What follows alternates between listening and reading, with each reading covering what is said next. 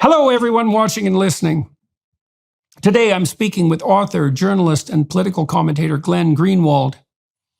We discuss the war on myths and disinformation, how a false social moralism, religious rhetoric, conceptions of safety, and false compassion have been used and misused to reshape the Western world into a good versus evil polarity. We also explore the human need for meta-narratives, the basis of morality, and the case, perhaps, for God in a world that offers nihilism and totalitarianism as stark alternatives.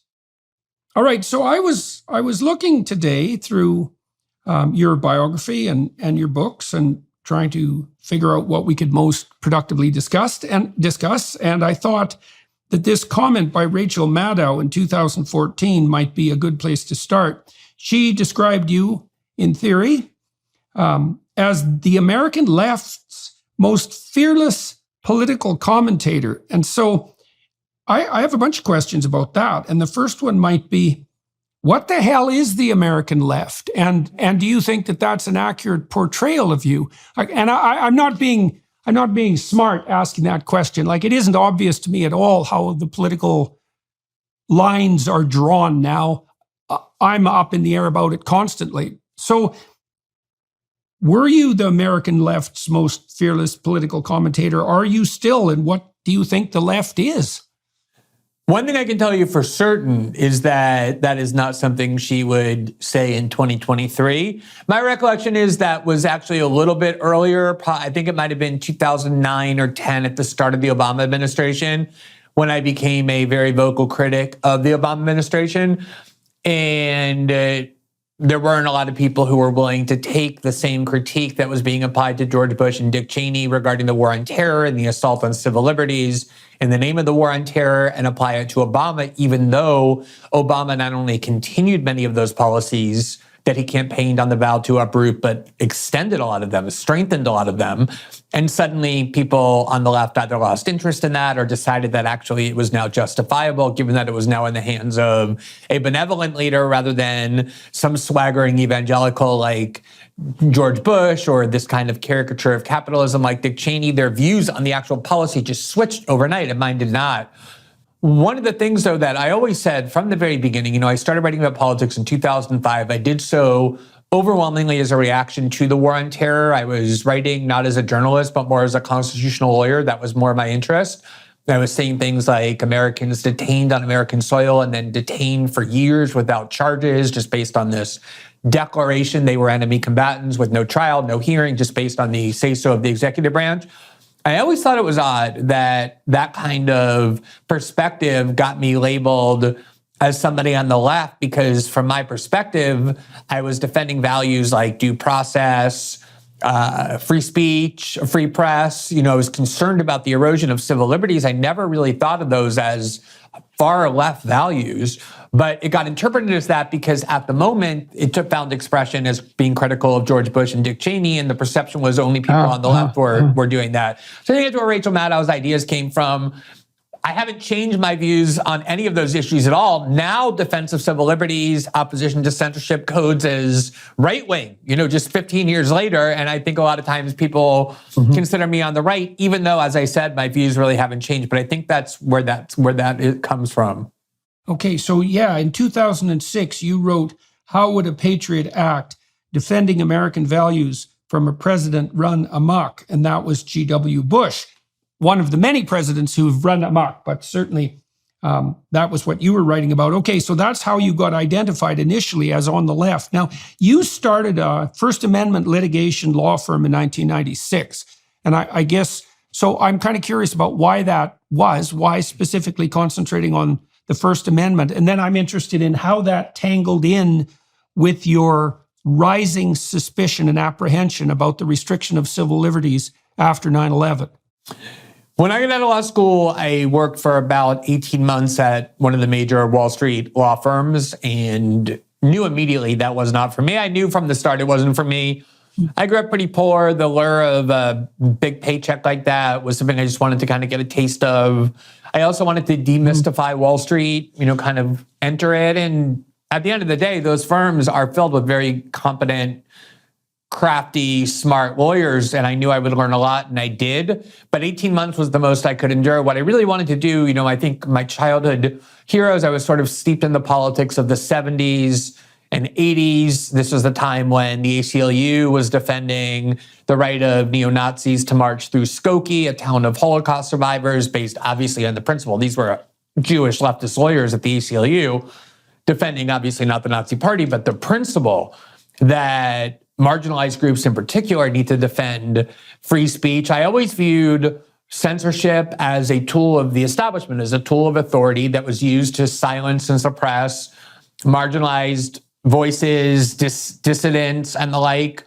And so the desire to use the tools I had gained in law school in defense of those kinds of political values, those kinds of causes, was something that was probably at the end of the day what made me go to law school more than anything else. I certainly didn't want to defend Goldman Sachs and insurance companies the way I was doing. And so I was able to, I think one of the very first prominent cases I took there was this neo-Nazi leader in Illinois who was quite smart.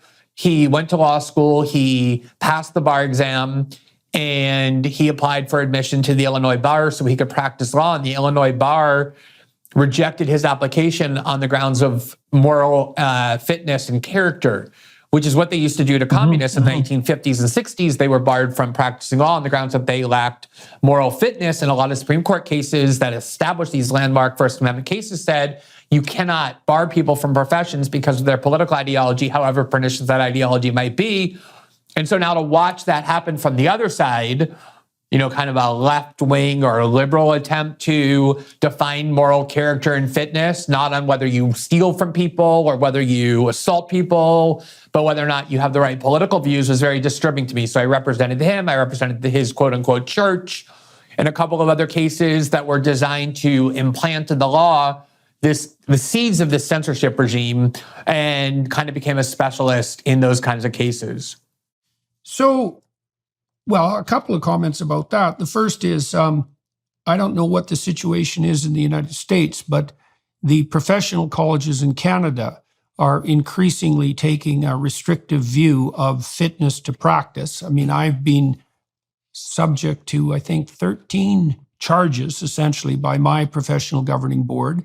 They dropped 7 of them recently, although they didn't explain why they dropped those 7 and kept the other 6. But all of the other 6, or almost all of them, none of which, by the way, were made by clients of mine, are a consequence of my direct criticisms of political figures. And so I don't know what the situation is in the United States, but I know that in Canada, the professional governing boards have really taken what would you say? They've allowed free speech for professionals to take a back seat. And it strikes me as extremely dangerous because I don't see exactly what the members of the general public how they're going to be served by therapists or physicians who are too terrified to say what they think. And I mean, I've had dozens of physicians tell me, even more than psychologists, even though my battle is with the psychology governing board, that they're so terrified of their professional organization, that's the Ontario College of Physicians, that they won't say what they think about all sorts of things. So I don't know, what's the situation like in the US on the professional regulatory board front? Well, in theory, it's supposed to be more difficult in the United States to do those sorts of things because of the First Amendment. And on some level, it is mildly more difficult. But they are really finding all kinds of ways to circumvent that. We lost that case, for example. I lost that case. They did not win the right for this neo-Nazi leader to practice law, though it was basically on jurisdictional and technical grounds. So that's oftentimes the way they'll do it. Is you can see these judges very ideologically motivated, especially in the United States. Nobody wants to admit they believe in the virtues of censorship because it's inculcated in the American spirit that anything that is called censorship is kind of instinctively or reflexively wrong. So it is a little bit, the First Amendment is a real barrier in the United States, but I regard the kinds of trends you're describing that happened to you in the West more generally. I know Canada is one of the worst places for it. I used to write a lot about the hate speech laws. I remember Mark Stein was dragged before one of those tribunals. There was Ezra Levant as well. And I remember back in 2007, 2008, when I was being called this leftist, I was defending them. And a lot of people on both the left and the right, I think, were surprised, but I could see this coming. And now it's so much worse, all throughout Western Europe, increasingly in North America. I lived in Brazil for a long time as well, where these censorship values are, people don't even pretend to believe in free speech, even though Brazil is part of the democratic world. And Western Europe is looking toward Brazil as a kind of laboratory for how far Brazil can go. Particularly the interest is in censoring the internet, but beyond that, you see people now being excluded from the financial services industry. People can't open bank accounts or use PayPal or any of these mechanisms that in modern life we need to generate an income and sustain our families and pay our bills purely on ideological grounds. There's not even a pretense, as you said. There's no patient complaint in your case. It's clearly designed to say you're unfit to practice psychology because of your political ideology. And that is, to me, the most dangerous trend in the West beyond any other, because that not only punishes people in unjust ways, but it also breeds a conformist society. The message is very clear. We're self-interested beings. And if we see that there's a lot of rewards for espousing establishment pieties and a lot of punishments for questioning them or defying them, obviously a lot of people are going to be motivated to be as conformist as possible. And we're going to become even more conformist as a society if that continues. And that, I think, is a huge loss just of the human spirit, of the potential of human life to lose the right to engage in critical thinking and to question and err and to challenge. These are the things, for me at least, that make life valuable. Well, also, you when you were formulating your defense of free speech, you mentioned the fact that marginalized voices, let's say minority voices, need to be heard. But I would extend that too. I mean, I think often the majority voice isn't heard and is subject to censorship. And I think that's happening more and more often in the West. But there's also something else, because people might be leery, let's say, of your willingness to defend neo-Nazis, at least to defend their right to, be as obnoxious as they generally are. But it's also the case, as far as I can tell, and I really saw this in Canada, like back in the 1980s, we went after this guy named Ernst Zundel for hate speech. And this was the first emergence. We like to pioneer these things in Canada, by the way. We pioneered banking canceling, for example, thanks to our prime minister, and who basically demolished our international reputation as a consequence of that, even though Canadians don't know it yet. Anyways, we went after this guy, Ernst Zundel, back in the 1980s on hate speech, and he was a neo-Nazi type. And, everybody was up in arms about this hard hat wearing dimwit who proclaimed that the Holocaust didn't occur, and all these, idiot shibboleths of the radical neo-Nazi right wing. And he did get pilloried for what he had done, I think, by an early human rights tribunal.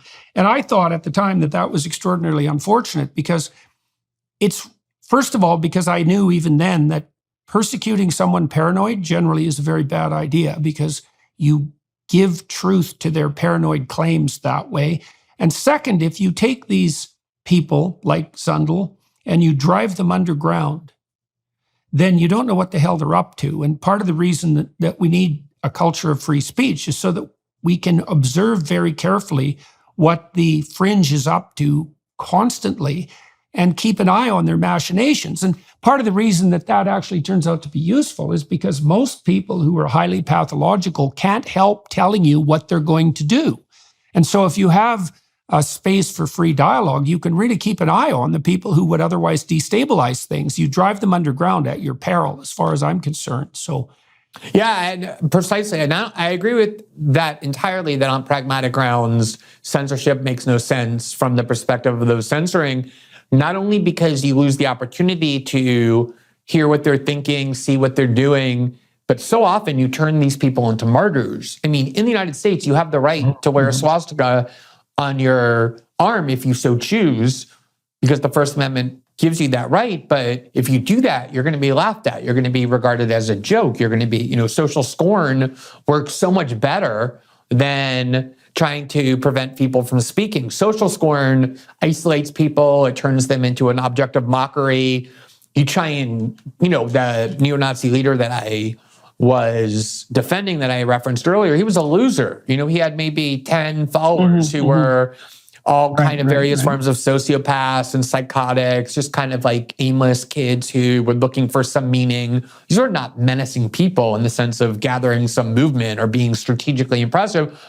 By turning them into martyrs, by making them seem like they're so much more powerful than they were, because now you have to suppress them, their power and strength grows. That attracts people, especially younger people who see transgression as something appealing. I think the best thing that ever happened to Milo Yiannopoulos, for example, was when the left started trying to prevent him from speaking on college campuses. That's what made Milo a hero to the right. They turned him into that. And obviously now Milo has largely disappeared, in part but more so because he lost a lot of his funding from the right.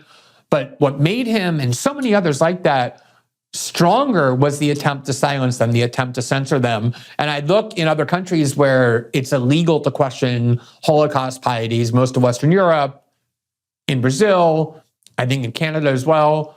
And those people can attract a lot more followers than, for example, in the US they can, because everything is open in the US and the idea is, well, at least it used to be, you're free to express that view. No one's going to try and stop you. And social stigma, social scorn, for me, is a much stronger way of marginalizing a nefarious ideology than having the state or corporate power, invoked in order to crush it. Well, the other thing too, of course, when you get that extension of state power and corporate power, there's no telling whatsoever what direction it's eventually going to turn in. I mean, I interviewed Robert F. Kennedy Jr. a couple of weeks ago for my podcast, and the YouTube took it down.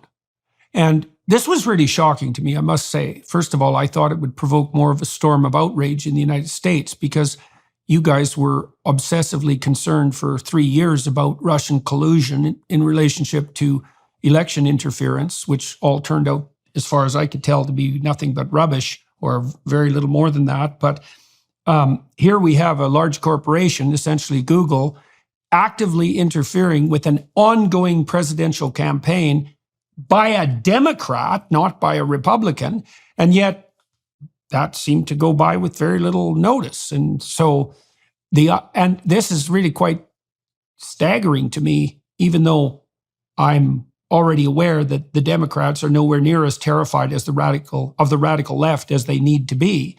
The fact that the censorship could already proceed to the point where it was actually a Democrat who was being censored doesn't seem to register with the Democrats, who don't seem to understand that in the wrong hands, and that could be at any moment, that power could be used precisely against them.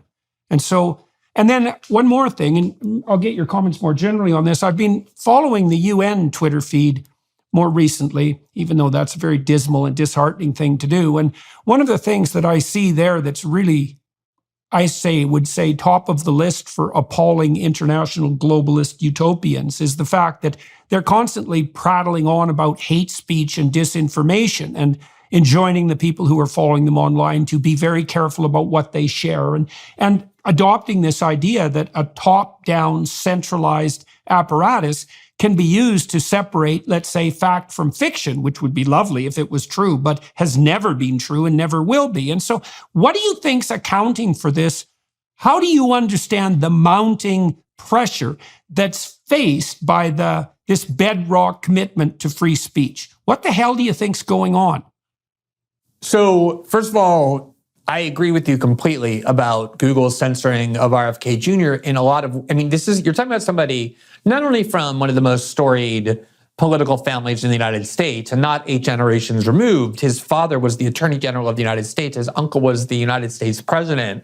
He spent most of his life as a mainstream environmental lawyer. He endorsed Hillary Clinton in 2008. We're not talking here about a leader of a neo-Nazi church. We're talking about somebody who has spent his entire life in the American mainstream, who now is being silenced, doing an interview with one of the most listened to podcast hosts in yourself, and somebody who is polling at 20%, 20% of Democratic Party voters say they intend to vote for this person for president.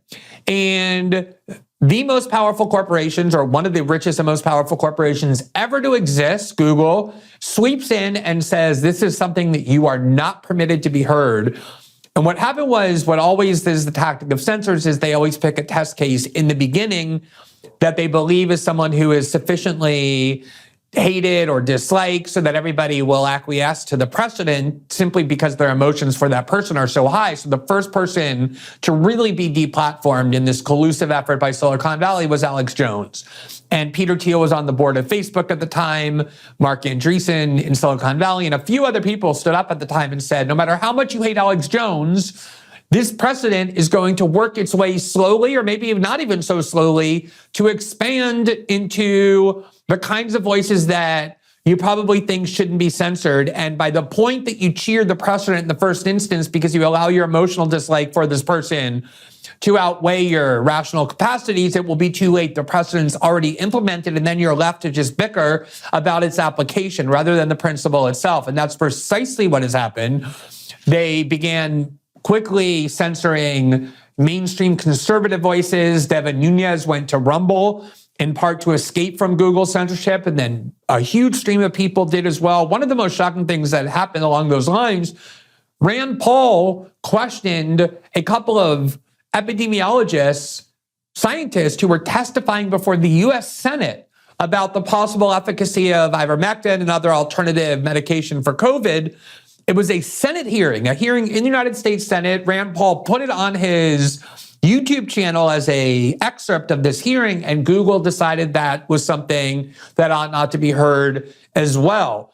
So as for the question of why this is happening, I think it's twofold. I think one is that millennials and now Gen Z are very much steeped in the idea that the gravest danger is not empowering centralized authority to dictate what we have to think and what we can and can't hear, but instead is the danger that comes from ideas that they dislike. And as you said, it is true. A lot of times the ideas that are being censored are ideas held by the majority. I still regard them, though, as marginalized ideas because what matters more than the numbers is often who's in power. And the elite, people who are the guardians of elite discourse, have views that are increasingly at odds with the majority of the population. And those are the views that get passed on as from on high as kind of the mandated orthodoxy. And the views held by the majority of people end up being treated as marginalized or dissident views that get silenced simply by virtue of the fact that the majority has no power and the elite has so much power. So I think part of it is just this generational cultural sense that began with millennials, has gotten worse with Gen Z. If you look at polling data, you see this clearly, that free speech is not really a paramount value anymore, that there are other values in their views that outweigh free speech or the right to have debate and be heard. But I really think the accelerant to everything was the election of Donald Trump. I think Donald Trump's election was such a gift to the American establishment because it enabled them to depict Donald Trump not as what he was, which is a continuation of the American tradition, as a symptom of the failures of the neoliberal elite, of the anger that neoliberalism has produced all around the world. They instead depicted him as this kind of singular, unprecedented evil, this never before encountered menace and threat to all things decent, including democratic values. And if you can convince people that they're not just engaged in ordinary political conflict, but instead kind of an existential, overarching, historic battle of good versus evil, kind of like giving it religious overtones, which is what our politics has absorbed.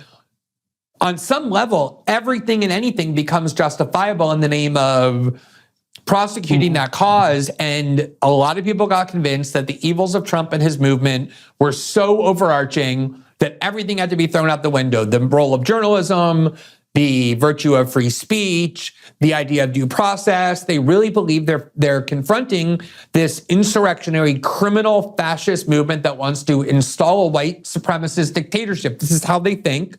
And if you convince enough people of that, and that is what the elite class really believes, I don't think they're pretending to believe that. I think they genuinely believe that. They're constantly reinforcing each other in this sort of herd behavior. It's not that far of a leap then to start saying things like, well, however bad censorship is, or however bad disinformation is, or however bad punishing people is without due process, the threat that we're combating is even worse, and therefore the ends justify the means.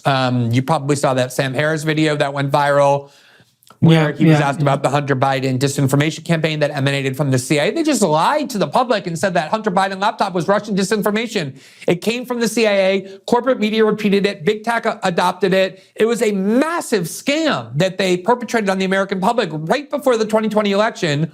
One of the biggest journalistic scandals, I think, in the history of our country. And when Sam Harris was asked about that, being the kind of cogent, candid thinker he is, he essentially gave voice to the idea that I still think the evils of Trump outweigh everything, that even lying and censorship of that kind is justified in the name of the cause of stopping Trump. And I think that has become the predominant ethos of our elite class. And that's where the censorship support is coming from. Do you see it as well as part of the cascade of processes that began to make themselves manifest after 9/11? And this is partly when you got interested in the clampdown on civil liberties. And, one of the things that I observed at that time, which I don't think has gone away in the least, was the transformation of airports into micro-fascist states. And I thought that was a really bad idea, because by treating everyone like a potential perpetrator, which is exactly what's happened in the airports and has never gone away, you essentially train people to adopt that mindset, because everybody goes through airports. And once it's okay there, well, then why isn't it okay everywhere? I mean, there's lots of buildings in the UK now where you basically have to undergo an airport-style search before you go into the building. And of course, you have to do that in many of the government buildings in Washington, which I also think is an appalling idea. But so is there an additional thread that's promoting this top-down clampdown that you think is a consequence of what occurred after 9/11? Yeah, I think it's a really important observation. I was in Manhattan on 9/11. I lived and worked in New York at the time. I remember as well as anybody the vividness of that trauma. It was a very traumatic event. It was frightening. It was terrible. I understand that people's fears were activated in a way that made them be willing to support things they never would have supported otherwise. I ended up supporting things that I ordinarily would have recoiled from, like most people in the United States did. It's just that even with the war on terror, even with an attack that cataclysmic that just wiped out 3,000 lives in one of the most horrible ways imaginable, I think while the extremism that emerged from that, I remember Newt Gingrich wrote an article in 2006 advocating the First Amendment be amended to constrict free speech in the name of stopping Muslim extremism, or whatever he was calling it, jihadism or Sharia law. Those ideas ultimately didn't go as far as they might have, because the sense of what American democracy means kind of got reawakened. And I think people did start drawing lines, and President Obama ended up winning in 2008 on a pledge to close Guantanamo and reverse the kind of more extremist measures of the war on terror. Even though he did none of that, that was what his campaign that was successful was based on.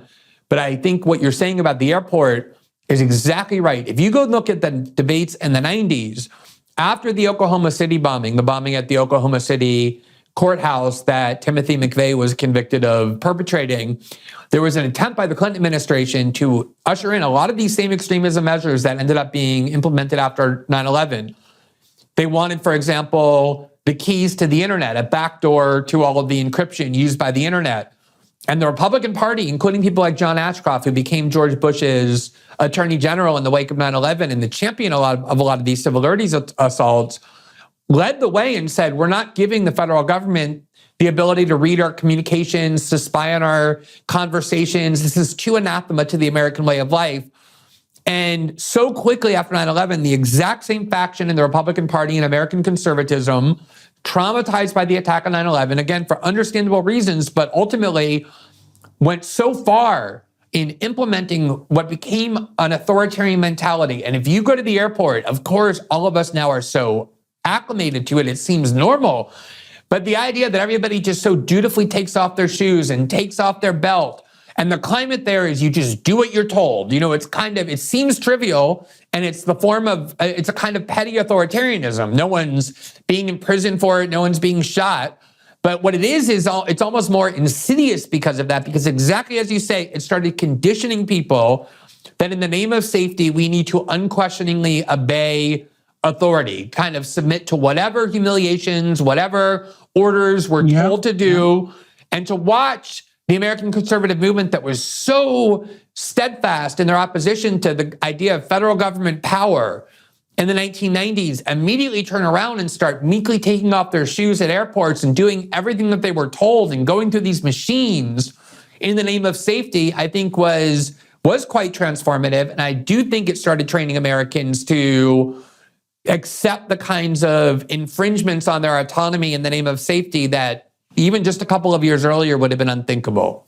Well, you know what? I think maybe the critics on the left, I'll specify them to begin with, have always been concerned that the fundamental threats to liberty and, let's say, equality would emerge as a consequence of greed and the desire for power, and it's obviously the case that there are valid criticisms that can be levied against gigantic organizations that tilt towards regulatory capture with regards both to their greed and their desire for undeserved power. But I think that the left has radically underestimated the threat that fear poses to liberty. And I guess that's probably true of the right as well. And what you're laying out is a case where the excuse for interfering with fundamental liberties is always something like a higher, or is very frequently something like a compassionate concern for safety.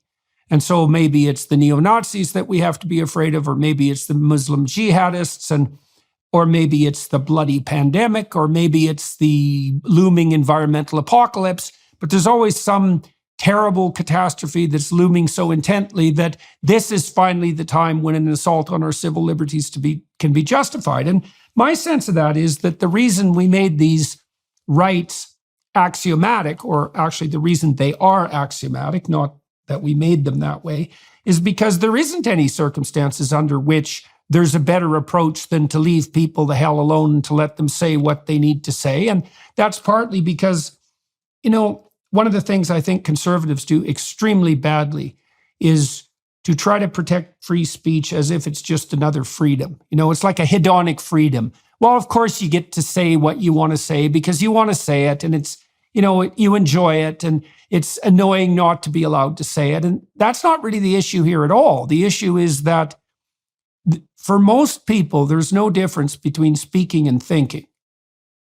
So, and even for that small number of people who can in fact think, and that's actually quite rare, most of those people think by speaking. They just speak internally. I mean, you can think in images too, but really detailed thought really requires words. And so freedom of speech is exactly equivalent to freedom of thought. And the reason that you think is so that you don't do stupid things carelessly, right? So there's it was Alfred North Whitehead who famously said that we think so that our thoughts can die instead of us. And if thought is the process by which we renew our misapprehensions and adapt to the world at large and transform our institutions, if you interfere with free speech, you doom your institutions to stagnation and corruption. And so then you have to say, well, if you're going to be afraid, let's say you're afraid of the coming environmental apocalypse, you might want to be equally afraid of the measures that people take to deal with that apocalypse that are going to interfere with freedom of speech, because that'll interfere with our ability to adapt, and that'll be far worse than anything we can conjure up on the environmental front. And so I think that's part of the reason that these rights are self-evident, right? Is that the whole bloody game will grind to a halt if we ever allow them to be interfered with. And that means ever. And that basically means your neurotic catastrophe is not sufficient justification for your desire to infringe on my free speech. I don't care what your bloody emergency is. I think this is something I've come to conceptualize better over the years, and it's very much based in the psychological dynamic you're describing. George Orwell has this preface. I believe it was 1984. I don't remember the exact details now. And originally, when the book was published, where the preface was intended for, the preface ended up not being published. It was right around the time of World War II, and it was kind of considered heretical because its argument was that we think about tyranny in these melodramatic terms, that suppression, that despotism means that if you say something against the government, armed men in black suits, black costumes show up at your house and put guns to your head and haul you off to prison, when in reality, the much more effective kind of despotism is not the use of brute force in that way. It's really the transformation of the mind. The prison ends up being something that's constructed inside of your brain through extremely effective propaganda, which in turn requires that propaganda never be questioned. If you can control a population based on how they think, you essentially eliminate the possibility of dissent. So you can make dissent on paper legally permissible, but anyone who does dissent will be so instantaneously marginalized because of the efficacy of propaganda that it's a much more effective way of controlling human beings, because you're controlling the thoughts that they have. And that in turn requires the ability to ensure you control the flow of information. And this is the thing that I find so alarming, was if you go and look at the literature in the mid-1990s about the advent of the internet, I think people in Silicon Valley really had this libertarian ethos. They thought they were actually producing a technology that was going to be revolutionary. The spirit behind it was, we're going to emancipate people from centralized state and corporate control. They're going to be able to communicate. People are going to be able to communicate with one another without relying on the mediation of giant corporations, which in turn are controllable by the state. It was kind of this Wild West frontier, free of control, free of regulation. And when I worked with Edward Snowden and we did the Snowden reporting in 2013, and the archive that he provided to me as I began to look at it revealed that, in fact, the internet had become the exact polar opposite. It had become the single greatest means of coercion and control ever invented in human history, because the ability to control the flow of information and to monitor what all of us are doing, not just what we're doing in terms of where we're going, but in terms of what we're reading and what we're saying in private, or what we think is in private, and therefore what we're thinking, what kind of personality is shaping us, and the ideas that are motivating us, and then the ability that is accompanied by that knowledge to be able to then control and manipulate it, creates this kind of closed propaganda system that is infinitely more powerful than, say, having a Stasi that is able to read everybody's mail in East Germany, or have their neighbors report on them. In fact, during the Snowden reporting, there were ex-agents of the Stasi who were saying, this enables the state to do things we never dreamed of being able to do. You know, when it was I don't know if you remember, but there was one of the reports was about how the NSA was spying on Angela Merkel at the time, the Chancellor of Germany. She grew up in East Germany under the Stasi, behind the Iron Curtain, and she was particularly enraged by it. By all accounts, she called Obama in a rage and said essentially that this is what the Stasi tried to do and technologically were kind of impeded from doing. There were workarounds to it. If you were a dissident in East Germany, there were dissidents in behind the Iron Curtain in communist Soviet communism, whereas this kind of makes it impossible. And increasingly what it's relied on is, as I was saying earlier, I think these elites who believe that Trump is the singular evil, that everything is justified in the name of stopping him. I say they genuinely believe it, because even people who are reasonably intelligent, who have been educated, all of that, are very prone to propaganda. Propaganda is a weapon that has been developed over many decades that is designed to cater specifically to what our needs are psychologically. It creates a reward system, a punishment system. It's very powerful. I think all of us probably have the experience of having been propagandized in one way or the other, where we come to realize we believe something that we've never really critically assessed, that we've kind of just absorbed in the ethos.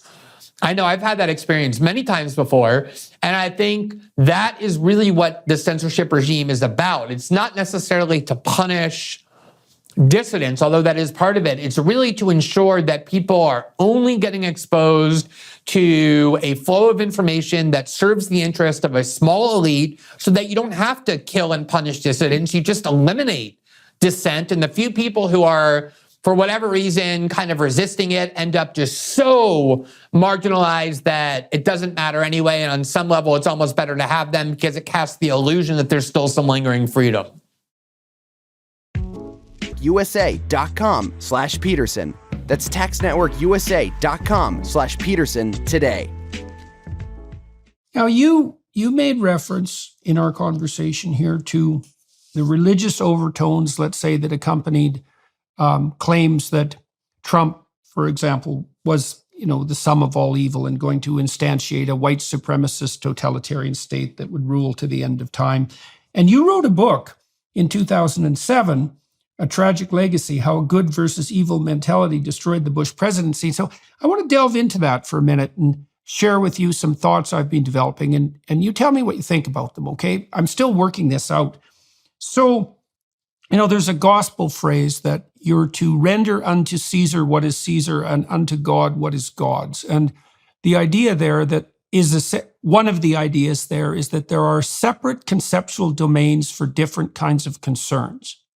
And so the way I read that, at least in part, I'll tell you a backstory. Now and then when I was working as a clinician, I would have clients tell me things that were truly terrible, like multi-generational murderous terrible, long family histories of hidden sexual abuse, lies so deep that you can hardly imagine them, way out on the pale, beyond the pale, right?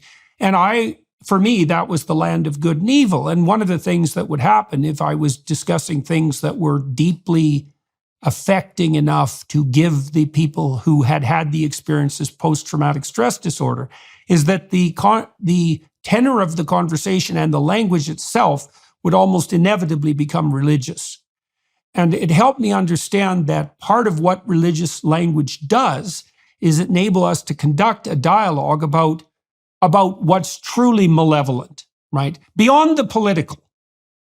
And that made me wonder, if the religious collapses so that you can no longer render unto God what is God's, let's say, because that entire belief system disappears, then maybe everything that should be attributed to God, so to speak, is now played out in the political realm, is that you get a collapse of the religious into the political. And the reason that that's a catastrophe is because then you can no longer conduct the political as political.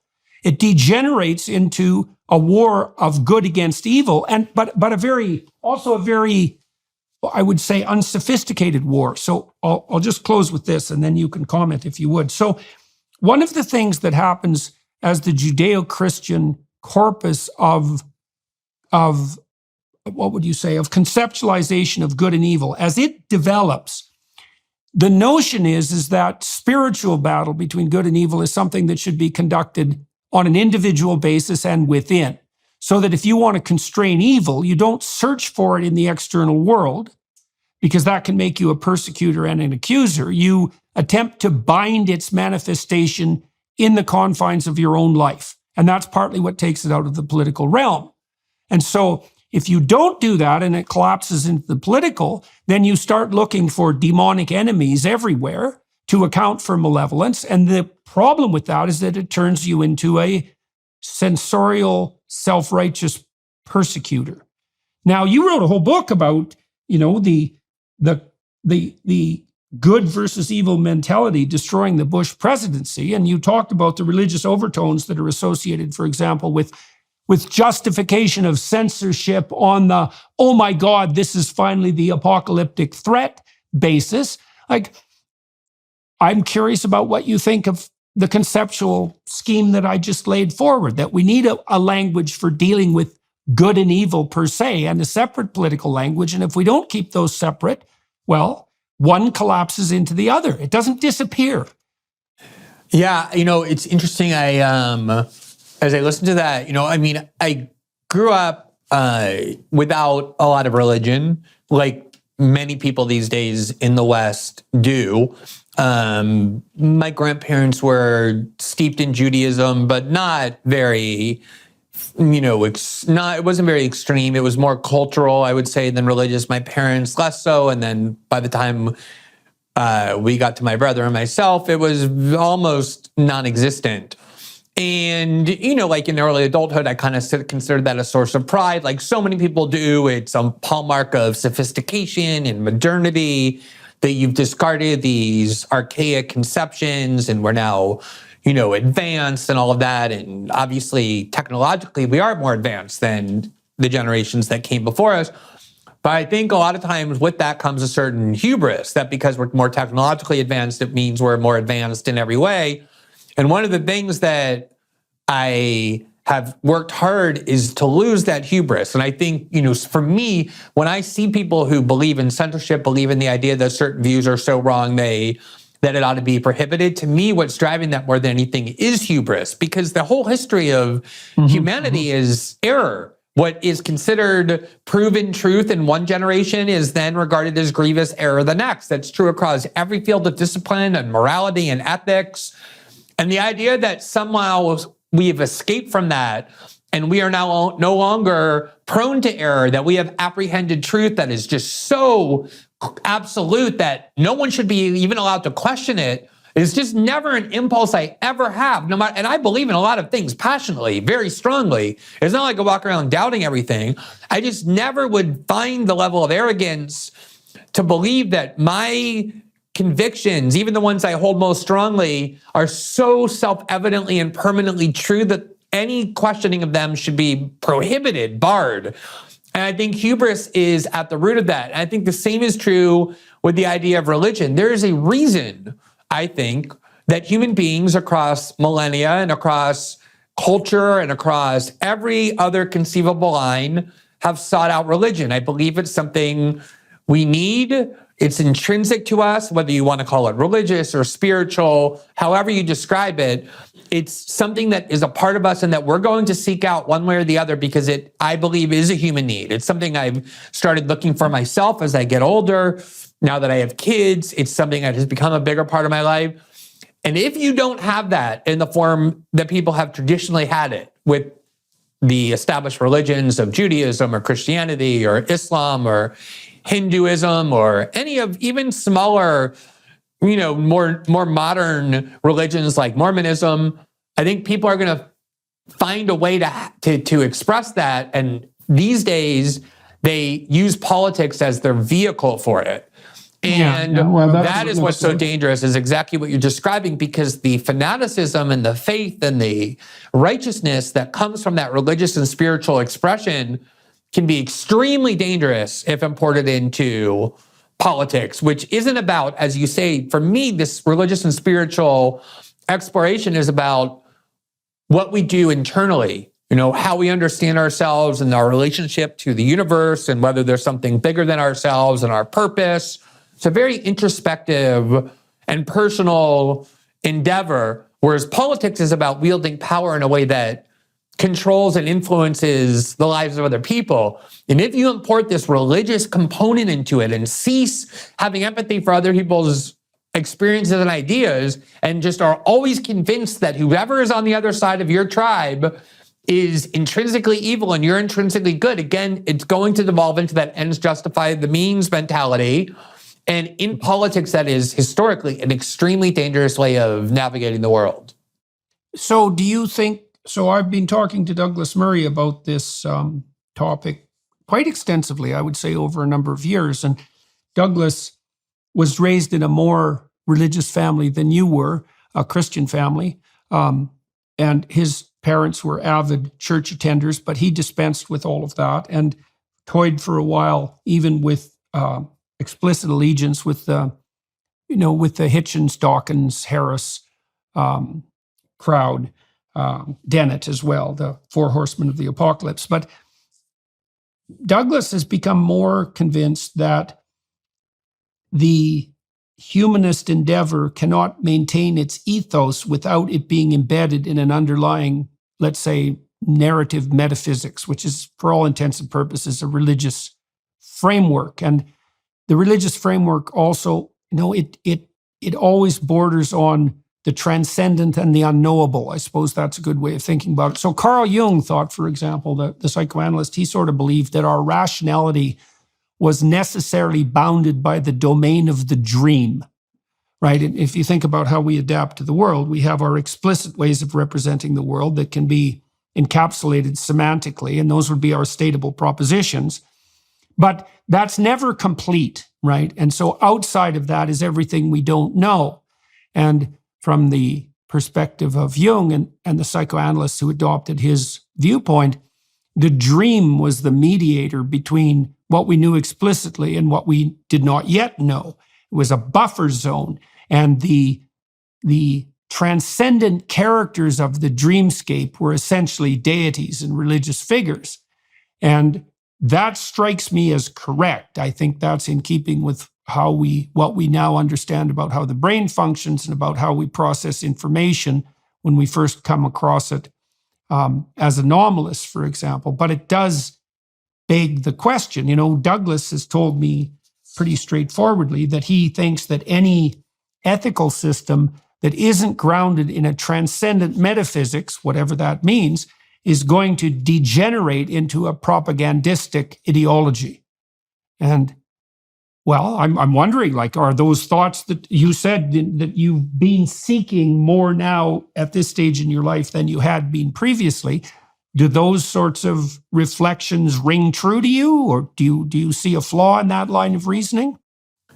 Yeah, so this is an idea I have grappled with a lot. I think a lot of people who pass through a kind of atheistic passage in life have had to grapple with it as well. I remember being something, even going back to studying philosophy in undergraduate school, was always a question, which is, if you believe there's nothing to life but our material existence, that is finite, that we're born and then we die and that's the end of everything, there's no greater power.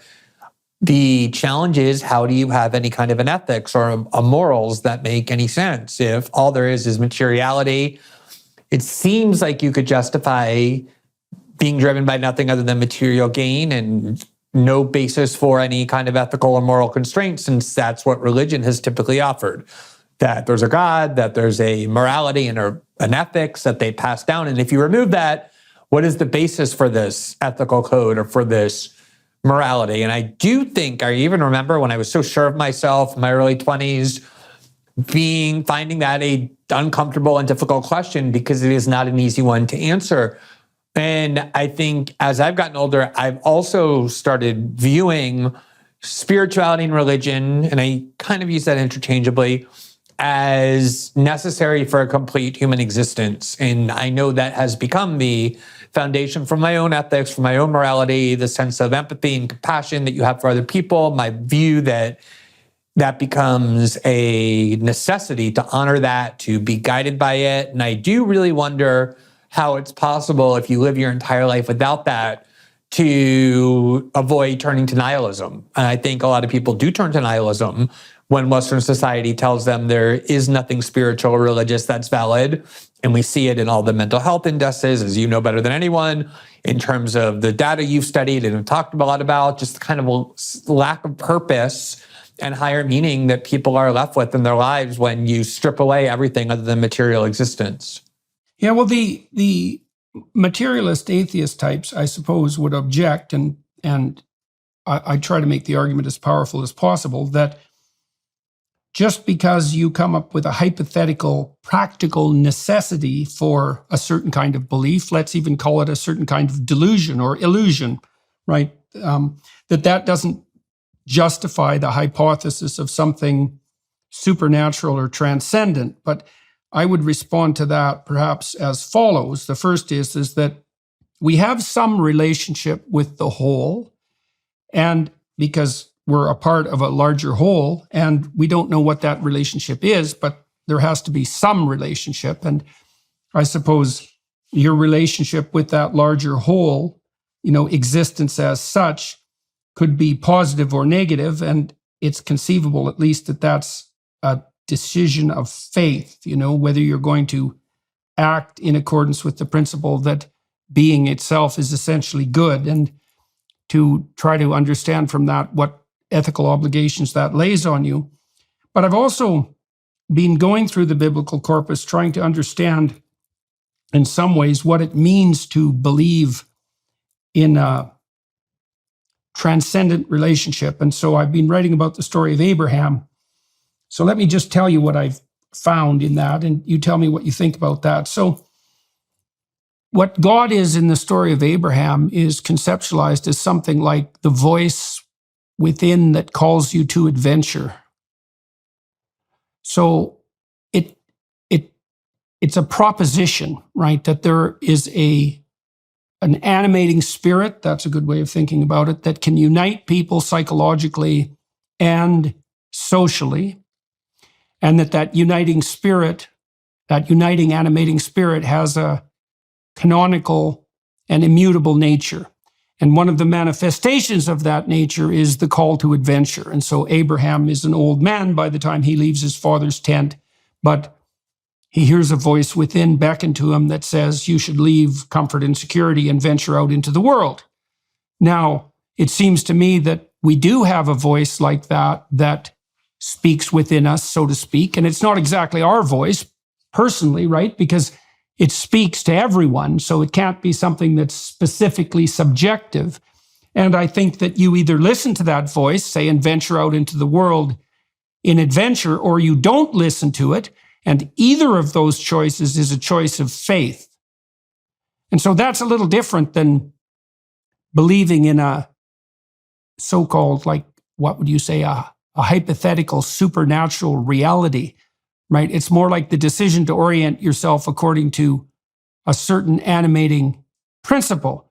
So in the story of Moses, I'll just develop it with one more story and then leave it. The same spirit that calls to Abraham to embark on the adventure of his life is the spirit that calls to Moses to free his enslaved people from tyranny.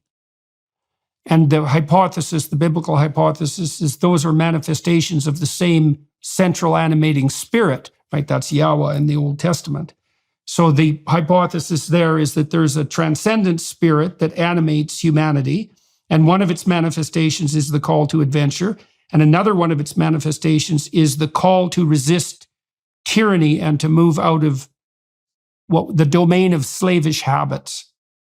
And so it seems to me that you either believe in those propositions or you don't, but that either choice is a choice of faith, right? Because you could say, well, tyranny is acceptable and so is slavery. That's a decision of faith. Or you could say that tyranny is not acceptable and neither is slavery, and that's a decision of faith. And I don't see any non-faith alternative. And the same thing applies on the adventure front. So I don't know what you think about that, but maybe you could make some comments and tell me, how that strikes you. It is, of course, the challenge of this conversation, and you're absolutely right, the fact that there are positive outcomes from believing in something. In other words, if you believe in religion, it's a lot easier to have a foundation for a moral code, doesn't make that belief true. There may be positive benefits from it, and it could be completely false. That, of course, is logically true. With all of these questions, though, we're dealing with a lack of dispositive proof, even concrete evidence, empirical evidence of the kind that we normally want when we're deciding whether to affirm a belief. But that's true from all sides of this perspective. If you want to believe there's some supernatural force greater than yourself, some force of the universe, whether it's a god or some other similar concept, of course you cannot provide mathematical proof or anything close to that, but that's the same for arguing its negation. You cannot prove the absence of it either. And this gets back to what I was saying earlier about, I think sometimes because we are technologically advanced, we mistake that for being advanced in other ways, that all of our wisdom is necessarily superior to those who came before us. And at the end of the analysis, I do feel a certain kind of humility when I look at the fact that human beings for millennia, across cultural lines, across religious lines, have been seeking the same sort of fulfillment, the same sort of purpose. Now, maybe that's just a psychological desire to believe that life can't just be the 70 or 80 or 90 years when we're on the earth and there's no purpose to it, and we all kind of deceive ourselves into believing otherwise. But my perceptions about all of this ultimately can only be based in my own personal experience and the ability to connect with things that do seem very clear to me to be a spiritual presence, a part of a whole, a transcendent force, are things that just feel very real to me. It didn't previously because I can't prove them rationally. And I think in the gospel and the stories you're referencing, and there are a lot of others, one sees a similar spirit in other religions as well. You know, obviously, people who believe in one religion believe it's the true religion, and the rest of the religions are, by definition, false. When I look at these religious doctrine that have been around for so long, I see a lot more similarity than I do differences. There are obviously dogmatic and doctrinal differences that are important. I think it's all about the same human craving. And the fact that we all want this and need this, and I think so many people come to feel it, I think it takes a lot of arrogance to just dismiss that all the way as the byproduct of illusion or superstition or deceit. What changed? Go ahead. What changed for you? Like, why did you start? Why did this turn of attitude make itself known to you? What happened in your life? I had a list of things when I was younger that I thought if I acquired them would make me happy. And it was my conception of what happiness is, very much derived from modern Western culture. Tells you if you're successful in your career, if you become financially prosperous, if your work becomes well known. These kinds of things are the things that are going to ultimately be fulfilling. And the more I chased them and the more I acquired them, in a lot of ways, the less happy I became. And my husband, I was married for 20 years. My husband died in May of this year, so just a couple of months ago, was somebody who, tried very hard to get me to be open to other ways of looking at the world, including starting a family, adopting children from an orphanage that would not have been adopted had we not done so. And we did, and that opened my eyes to the fact that there's more to life than I had previously thought. I just became a lot more humble once you see that the way that you've been looking at the world is incomplete or even on the wrong path. You start believing that maybe there's things you've written off before that are things you ought to go back and reconsider. And then just being more open to things like meditation and spirituality, reading texts that are derivative of Hinduism and then even, one time, I think maybe 15 years ago, I did just sit down and read the gospel from start to finish because it's something that you hear a lot about, that you form opinions about. And then when you go and actually read it, as you've obviously been doing and have done, it is something that makes you just connect to it in a different way than if you're just looking at it in that snide, dismissive way where a lot of us are taught to view it. And then once I started traversing the spiritual path and then seeing that real happiness and fulfillment lies not in material gain or fame or any of those things. I mean, there are fulfilling things to those things, but you cannot be a complete person, I don't think, without family and then the spiritual component and trying to understand where you fit into this broader picture. At least for me, that was the thing that finally enabled me to be happy, to be a complete person. And it just started forcing me to reevaluate how I understood our place in the world and our purpose in it.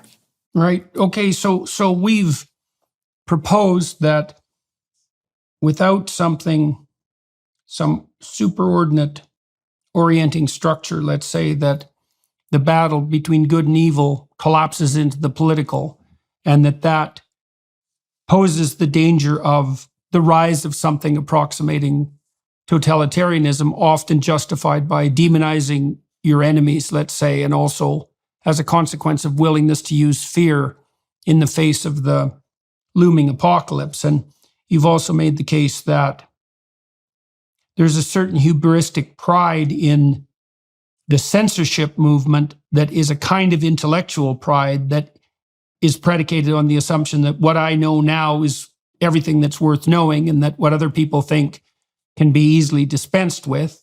And then the third thing we pointed to pointing to the necessity of a metaphysics, let's say, on the personal front, in your experience has been that you pursued some of the things that were more materialistic, and quite successfully, that you were led to believe or did believe would produce a sense of continual fulfillment. But what you found in your life was that some more traditional ventures, like starting a family, and some striving for something transcendent, made itself known as increasingly necessary as you got older. Is that a fair summary of where we've gone so far? Absolutely. All right. Well, let's leave that for the time being. I want to return back to your line of books. In 2008, you published a book called Great American Hypocrites: Toppling the Big Myths of Republican Politics. So you're going after the Republicans again. You went after the Bush types for a good while. And so what did you conclude when you were assessing the Republican political front, and why did you phrase it in terms of hypocrisy? And do you think there was more hypocrisy, for example, on the Republican side than there was on the Democrat side? If I'm being completely honest, and why wouldn't I be, that book is not a book that brings me a lot of pride. I had just started writing about politics in late 2005, 2006. And I wrote these first two books that I actually am proud of. I came from kind of a good place. And I was a constitutional lawyer. I moved to Brazil. I got married to my husband, and we had to live in Brazil. We chose to live in Brazil. And I couldn't practice law anymore. And I needed a way to kind of make a living out of journalism. And at the time, writing books was the way I was doing it. There was a lot of pressure for me. So this book, there are some good ideas in this book, but the book itself, the way it's framed, the title, Great American Hypocrites, toppling the big myths of Republican Party politics, is very banal. It's kind of trite. It's a way more partisan treatise than anything I've written before or have written since.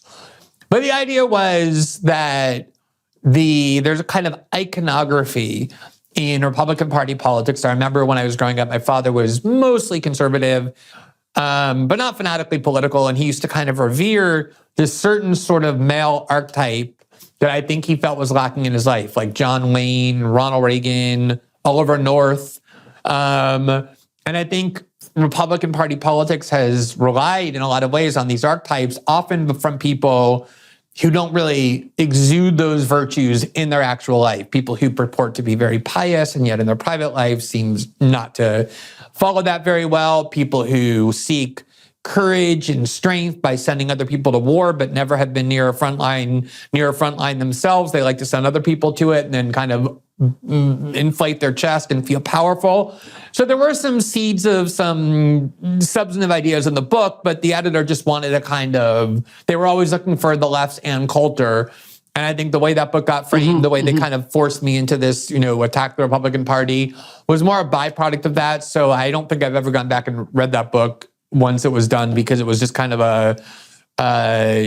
sort of a labor of necessity rather than a labor of love. So what do you think? I mean, your comments on your book are interesting and revealing, I suppose. What is it that you are not particularly proud of, in your words, in relationship to that work? I mean, there's room on the journalistic front for criticism of political opportunists, for example, or of entire parties for that matter. And in many ways, you could regard that as the appropriate purview of a critical journalist. So what do you think was wrong in your approach? You pointed maybe to what a kind of instrumental necessity.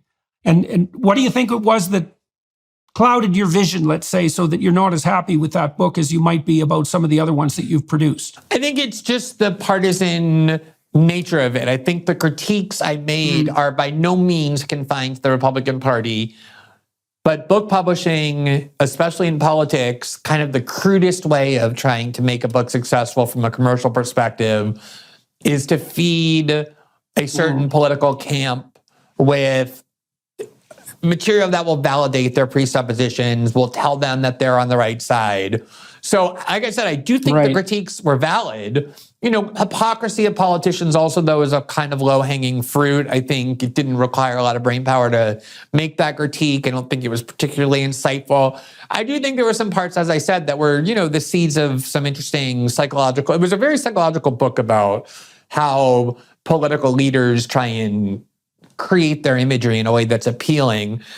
It's just that to confine it to a critique of the Republican Party, I think, was just a little bit cheap. And like I said, probably the byproduct of commercial pressures rather than intellectual autonomy. That's all. Right. There was nothing fraudulent about it. To some degree, you felt like you had subverted your, higher order critical capacity to, instrumental necessity. Yeah. Let's leave that then. Let's go to the next one. With Liberty and Justice for Some. Is this a book you're more pleased with? This was 2011. How the Law is Used to Destroy Equality and Protect the Powerful. Okay, so now you've returned to something more like a, what would you say, an orientation that you feel allowed you to remain firmly grounded while you were writing this. And you're looking back on this book with more pleasure than on the previous book. Right. This book was a more systemic critique. It was not in any way partisan. I think the origin of it was that, the first book that I wrote in 2006, you mentioned How Would a Patriot Act, was a legalistic critique of what I thought were some law-violating policies enacted by the Bush and Cheney administration, often without congressional approval, sometimes in violation of congressional statute. I thought it was the kind of criminality that would typically be prosecuted. And when President Obama was inaugurated, one of the first things he did was announce this kind of amnesty for any high-level political officials or anyone at the CIA who had broken the law as part of the war on terror, and invoke what has now become this traditional elite-serving framework that prosecuting people for crimes, if they're from a prior administration or a prior government, is too destabilizing. We have to look forward, not backward, was the phrase that he used. It originated in Gerald Ford's pardon of Richard Nixon. And what bothered me about it, there was no prosecutions of anyone on Wall Street from the 2008 financial crisis, even though lots of scholars have written about why many prosecutions would have been viable. That was one of the most cataclysmic events of our lifetime. Certainly the 2008 financial crisis, the effects linger to this very day in terms of people's economic stability all over the world. A lot of it was based on fraudulent practices. And you contrast that with the fact that the United States is the most pro-jail country on the planet. We have 5% of the world's population, and yet 25% of prisoners on the planet are in American prison. We imprison people for longer periods of time for crimes that ordinarily would not be punished.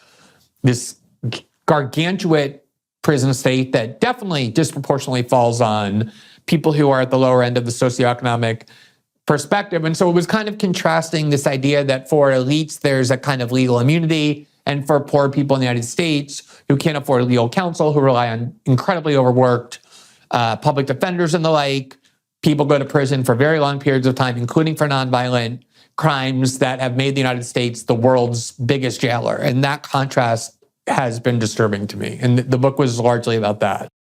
Right. So it sounds like a more classic left-wing take, I would say. I mean, I'm still trying to position you politically to some degree. I mean, not that I have a particular reason for doing so, but it's one of the questions we've left unanswered is how you conceptualize your political stance.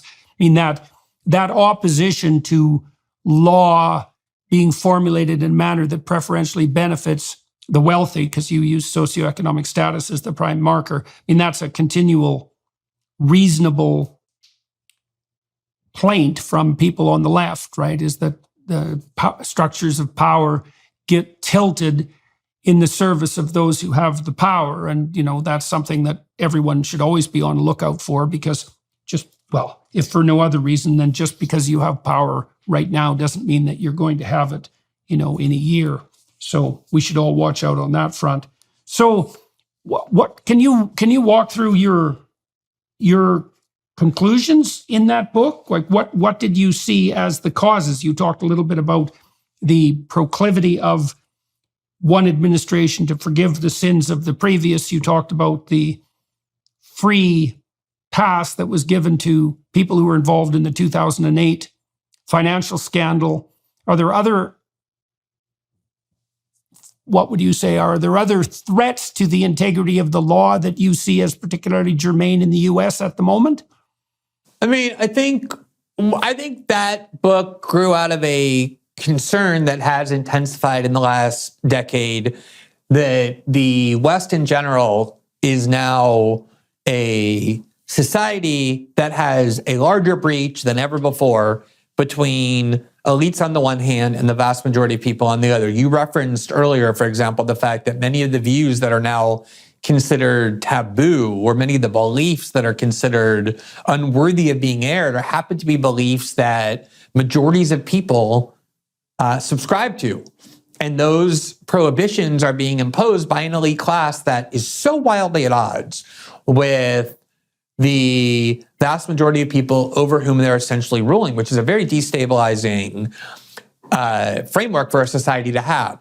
If you look, for example, at polling data about crime, and you listen to Black or Latino elites on television or people with newspaper columns, you would think that the vast majority of non-white people want the police defunded, want the police deconstructed, hate the police, don't want the police in their neighborhoods. And of course, if you look at polling data, you find the exact opposite is true. Black people, Latinos, people of any race who live in poorer communities either want the same amount of police or more police in their neighborhood. There's this constant breach, obviously with gender ideology, there's that breach with a lot of culture war issues, with the question of endless warfare, with the question of gigantic corporations, between the views of the elite class and the views of the vast majority of people over whom they're ruling.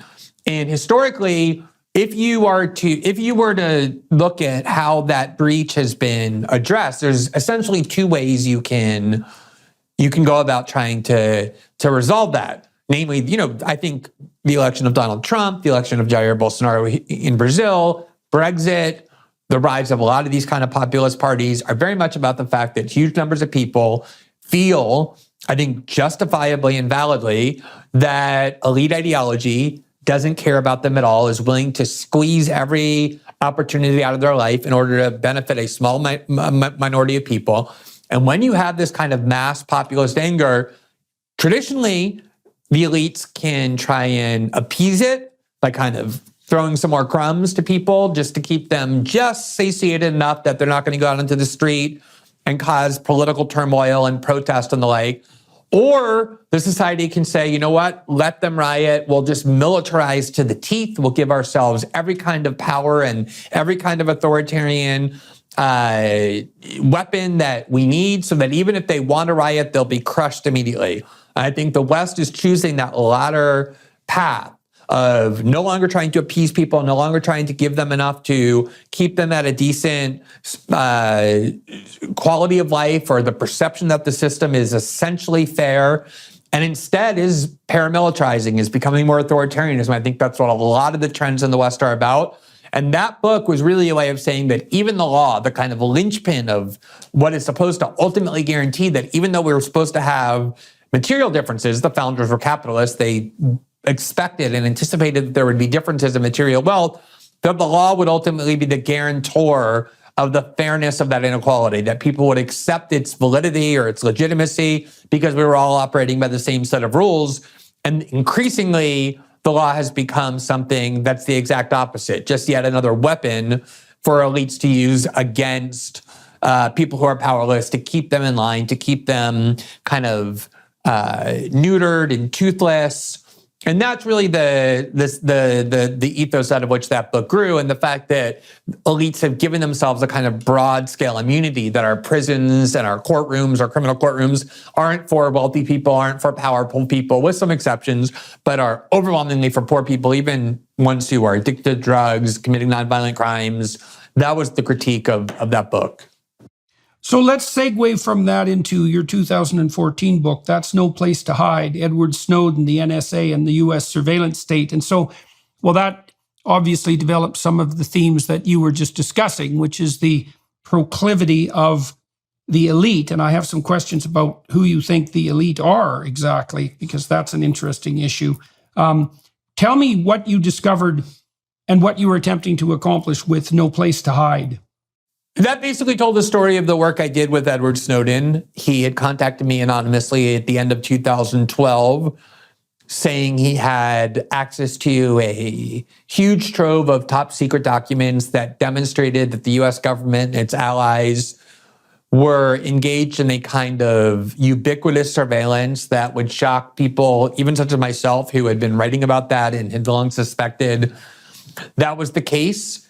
The kind of final straw for him was when he heard James Clapper, President Obama's senior national security official, who was the director of national intelligence, testify before the Senate in early 2013.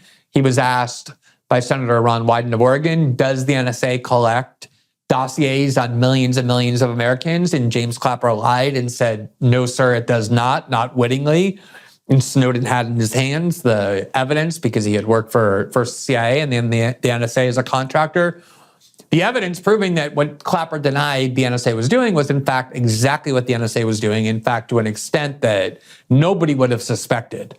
The motto of the NSA was collect it all. They really wanted to and were well on their way to converting the internet into a tool of ubiquitous surveillance, that everything done on the internet, said on the internet by ordinary people, American citizens, suspected of no wrongdoing. This was suspicionless surveillance, was being collected and stored with the potential when they wanted to analyze and utilize this information. Incredibly comprehensive pictures of our lives based on who we were speaking to, what we were reading, the content of our communication. And so I went to Hong Kong, met with Snowden, along with the filmmaker Laura Poitras, who filmed it. That became the film that won the Oscar in 2015 for Best Documentary, Citizen 4. Very kind of high drama, but I think journalistically consequential. And to me, that's what those materials revealed, was just how unaccountable the US security state had become. That this was a part of our government that was created to operate in complete secrecy, but it was always supposed to be attached to some form of democratic accountability. There were lots of abuses discovered in the mid-'70s. There were supposedly reforms done, and yet we have a part of our government that is now huger than ever, more powerful than ever, operates so much in the dark that I was getting contacted when we were doing this reporting by members of Congress who are on the Intelligence Committee in the US, in Great Britain, in Australia, in Canada, saying I had no idea any of this was taking place. And it was kind of a radicalizing moment for me, because it wasn't, for me, a book or an episode in my life that was about surveillance and privacy, although of course it was about that, as much as it was about democracy, the fact that these incredibly consequential choices had been undertaken about how the government was going to utilize the internet, convert it into a system of mass, indiscriminate, ubiquitous surveillance with no democratic accountability of any kind, no transparency of any kind. And it made me realize that there really is this kind of part of the government, as Dwight Eisenhower tried to warn us about in 1961, before Vietnam, before the War on Terror, that essentially is the real government, is the government that is immune to elections, that does what it wants with very little constraints. And I find it very, very alarming, very menacing. And how do you feel about that now? I mean, do you think we're farther down the rabbit hole than we were when you wrote that book? I mean, it's 9 years later and our technological reach has expanded tremendously. I mean, when you're looking at the state of freedom, let's say in the West today, what are your observations on that front? I actually think it's worse, which might be paradoxical, because there were some benefits from this reporting. It made people aware for the first time of not only the extent to which the US government and its allies are spying on, again, not Al-Qaeda cells or ISIS cells, which everybody would support, but entire Western population, including American citizens. And that awareness made it possible to take precautions against it. So people use encryption more than they did before. Big tech companies like Facebook and Google were pressured to demonstrate they were protecting the privacy of their users by also using encryption. So it did construct some barriers to what the government had been doing. But one of the interesting things was, at the time we did the Snowden reporting, you're talking 2013, The fear that had once been inspired by the mention of Al-Qaeda had really worn off. This is now 12 years after the 9/11 attack. There had been no mass casualty terrorist attacks in the United States anywhere near 9/11. Even the ones that had happened quickly in Madrid and in London in the years following, those kind hadn't happened. And so there was a sense that, okay, the war on terror has gone way too far. This is kind of an extremism that we should not tolerate. And then very quickly, ISIS emerged in 2014 and 2015. ISIS was presented as this threat worse than Al-Qaeda. And then 2016, in the 2016 elections, suddenly Russia got kind of revitalized as the existential threat that America and the West faces. Brexit was blamed on Russia. Trump's election was blamed on Russia. And it instilled this kind of sense that, no, we actually like the CIA, we like the US security state, we believe it needs to kind of operate without limits because the enemies we're facing are so great. And that was going back to what we talked earlier about how people have been convinced to think about Trump. They also began thinking of that about Vladimir Putin and Russia, even though American presidents from Clinton to Bush to Obama to Trump had talked about Putin as this kind of rational figure with whom they could do business, suddenly got converted into the new Hitler. And this ability of the US security state and its allies in the media to always give people this new frightening enemy that convinces them that they need to acquiesce to authoritarian powers is almost impressive. And the way in which American liberals, in particular the Democratic Party, started feeding on this hatred for Russia and this belief that Vladimir Putin was this kind of Hitler-like figure, along with Donald Trump, pushed them into the arms of these agencies because they perceived correctly that these agencies were trying to sabotage the Trump presidency. This is where Russiagate came from. It was a CIA concoction. They fed it every day to the New York Times and the Washington Post, which gave themselves Pulitzers for it. It revitalized these fears.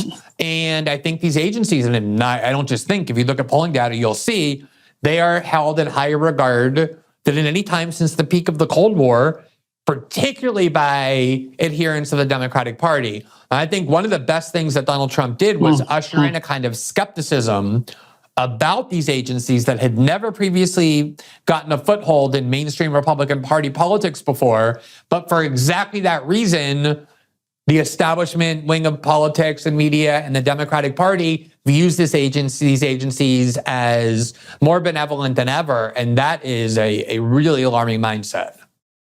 You tweeted, and this might be relevant, well, it's relevant to what you just said, but it might also be relevant to maybe what we'll close this discussion with, which is, how do you characterize this elite? Let's say that things are being done in service of. So you tweeted out, the cultural left, meaning the part of the left focused on cultural issues rather than imperialism or corporatism, has become increasingly censorious, moralizing, controlling, repressive, petulant, joyless, self-victimizing, trivial, and status quo perpetuating.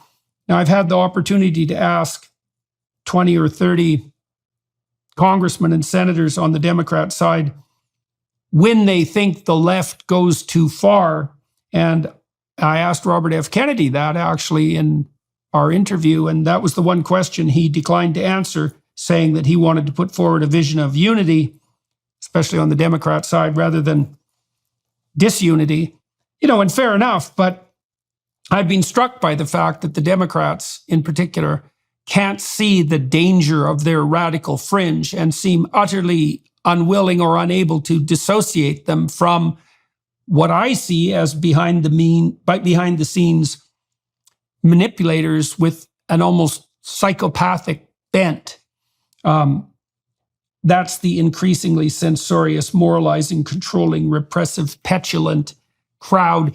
You talked a fair bit about the elites today, you know, and the elite from the leftist perspective has historically been those who are wealthy or who occupy higher positions on the socioeconomic ladder. But it isn't exactly obvious that the elite on the left are characterized by those descriptors precisely. I mean, when you're trying to conceptualize who constitutes the censorious tyrants or this increasingly repressive force, what do you conclude?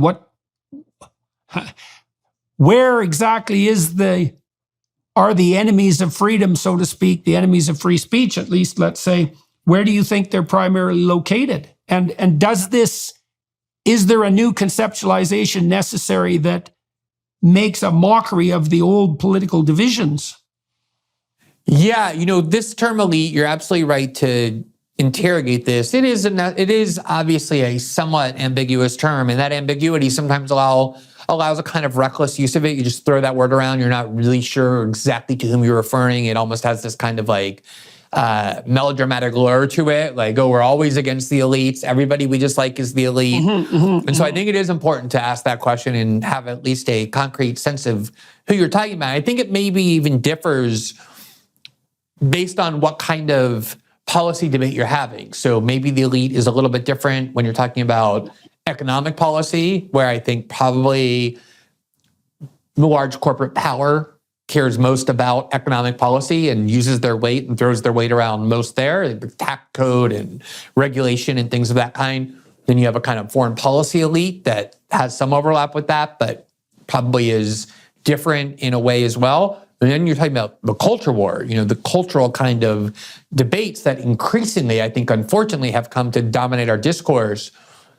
And in large part, it's because the left has prioritized the culture war. If you go and watch left-wing YouTube shows, the most popular ones, or read or listen to left-wing podcasts, which I do, it's part of my job, and I think, it's necessary for me to kind of stay in touch with every political sector. The extent to which the culture war generally and gender ideology and trans issues in particular receive the bulk of the attention is almost shocking to me. I mean, left-wing politics traditionally in the 20th century was about opposing imperialism and militarism and corporatism and oligarchy, and now there's almost none of that. I mean, there's, on the left, you wouldn't even know there's a war in Ukraine. You wouldn't even know there's a foreign policy. That is almost entirely ignored in favor of this kind of fixation on trans issues and gender ideology. Right now, one of the longest standing and biggest left-wing YouTube shows, The Young Turks, is in the process of being utterly decimated and canceled. And they've had views over the years that, from a left-wing perspective, are completely anathema. But since they're about war, they love Madeleine Albright, no one cares about that. They're being canceled because they cross the one line you can't cross on the left, which is questioning some of the most outer fringes of extremism, trans ideology, including whether or not biological men should be able to compete in women's sports, whether puberty blockers are safe for children, where even in Northern Europe, they're debating those things. And the intolerance for any kind of vibrant questioning or dissent, even from people who, say, I think trans adults should be able to live their lives with total dignity, with full legal rights. That's nowhere near enough. You have to affirm every last element of that agenda in order to even be deemed acceptable.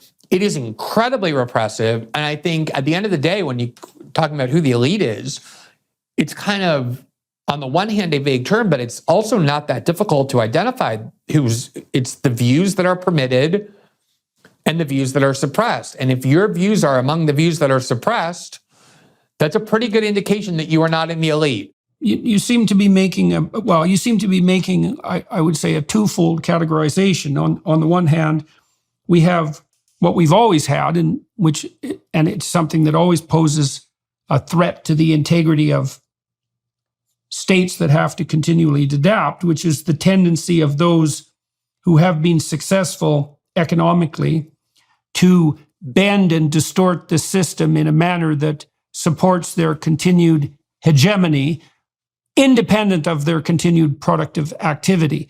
And I kind of think about that in general as the problem of out-of-control gigantism. And you can see that on the government front just as much as on the corporate front. Famously in 2008, the mantra was too big to fail. And I always thought that the mantra should have been so big you will certainly fail. And then there's this additional element that you point to, and use the example of what's happening to the Young Turks at the moment on the gender front, pointing out that there's an elite that are possessed by a set of ideological ideas that have degenerated in recent years into an almost monomaniacal fixation on gender and identity. And then there's some unholy alliance between the two, which I don't quite understand, although it seems to be manifesting itself. It's a variant perhaps of the willingness of the coercive left, not that the right wing was like without error on this front, to ally themselves, for example, with big pharma, and as you pointed out, to increasingly adopt a positive attitude towards the very secretive and background gigantic government operations that the left would have been historically opposed to. So I don't understand the alliance exactly. Like, I don't exactly understand how the ideological possession that manifests itself as emphasis on the primacy of group identity can be in bed with the people who are using their economic power on the regulatory capture front. Maybe it's something like, maybe you see something like this on the ESG front, is where the power elite, so that would be Larry Fink and the BlackRock types, are willing to use the moralistic ideology of the radical left to hide their guilt and to hide their machinations on the power front? Is that a reasonable way of construing it? I'm so glad we're talking about this at the end here, because it's so fundamental to these changes in the political landscape. The fact that you, for example, were censored by Google while you were interviewing RFK Jr. and have been censored before, and people who believe what you believe on the question of trans ideology and gender ideology are censored routinely by Google and Facebook and the pre-Elon regime of Twitter, whereas nobody would ever be censored by big tech for being as extreme as you want to be on trans issues, urging that 12-year-olds be given puberty blockers, or that young girls get mastectomies the minute that they decide that they're dysphoric. Obviously, no one's getting censored for being on that side of the debate. You see the manifestation of the elite there. So suddenly you are this left-wing culture warrior who likes to think that you're antagonistic to capital, and yet the largest and richest corporations are completely on your side on these debates. In fact, they're your enforcers. Yeah. I noticed this for the first time right after we did the Snowden reporting in 2015, so it was about 2 years after it began. The British version of the NSA, which is the GCHQ, really probably the most extremist in this Five Eyes alliance. They're sort of the ones that do the things that not even the NSA will do when they can't go far enough under the law or ethics. The GCHQ steps up and does it. In 2015, they bathed their futuristic headquarters in the colors of the rainbow flag, declared LGBTQ Day, apologized for their treatment of some of the gay code breakers, including Alan Turing during World War II, and then suddenly began embracing the left's cultural agenda. Now the CIA does it, the FBI does it, they all celebrate Women's Day and LGBT Day, and every one of the, and corporations obviously do it too.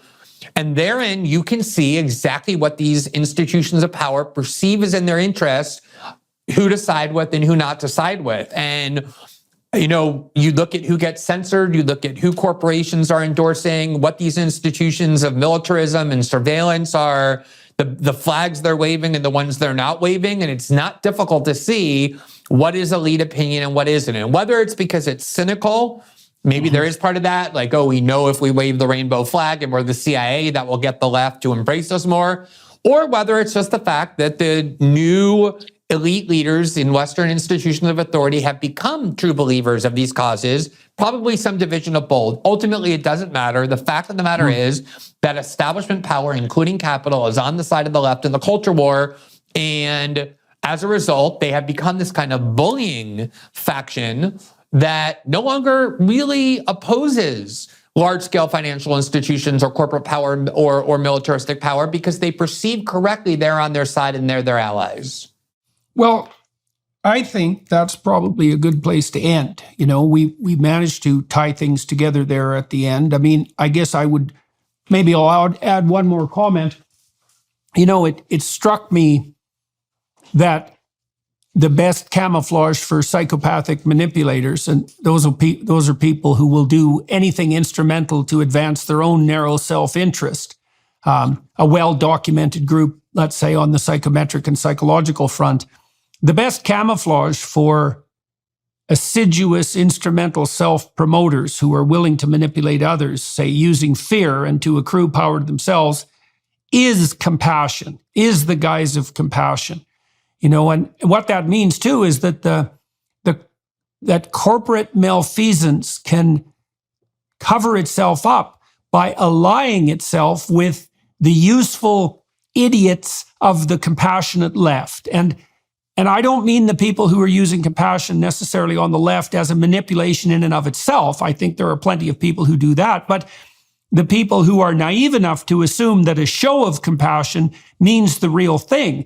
And the fact that those enablers exist, and I think the Democrats, by the way, are rife with such people, means that the real manipulators at the levels of operating at the levels of undeserved and untoward corporate power, governmental power for that matter, can manipulate entire populations by claiming to be compassionate while going about their normal business, which is the accrual of power to themselves. And I think that accounts for that unholy alliance, and that strange alliance between, because it is a strange alliance, between the left, which historically in its best manifestations did provide a voice for the dispossessed, for the unholy alliance between the modern left and the corporate and gigantic government, between the corporations and the gigantic forces of government and media. So that seems to be where we're at now. And it's not obvious how you conceptualize that or oppose it within the confines of the classic divisions between right and left, right? It's a whole new landscape that's presenting itself to us, and it seems to require new conceptualizations. Exactly. I mean, that's why I think there's confusion sometimes about my ideology and others' ideology. The Atlantic just called RFK Jr. the first MAGA Democrat. Whereas, when RFK Jr. is critiquing a lot of the institutions that had long been the primary targets of the left, including the U.S. security state and big pharma and the U.S. war machine, but now that codes is right wing. I also think to just add very quickly to what you said as the kind of just to tie it all together is I think identity politics is used very similarly to how you just described these social justice causes and the way that they're cynically employed by these institutions of power to give the appearance that they're on the side of the left, and they become actual allies of the left. Obviously, if you just change demographically the people who are running these institutions so that now you have a black woman who's in general, or you have a Latino man who's the CFO of a major corporation, it casts the appearance that there's been some kind of a radical change for those casually looking, when in reality, it's just kind of the costume that they're donning in order to continue doing exactly what they're doing and just to win new supporters. And it's incredibly effective because ultimately so many people are satisfied with the most superficial of changes and are willing to embrace and cheer any institutions of authority as being their allies, even though they're continuing to do those things that they always have done when they were once their enemies. And that is exactly what is causing this new political landscape.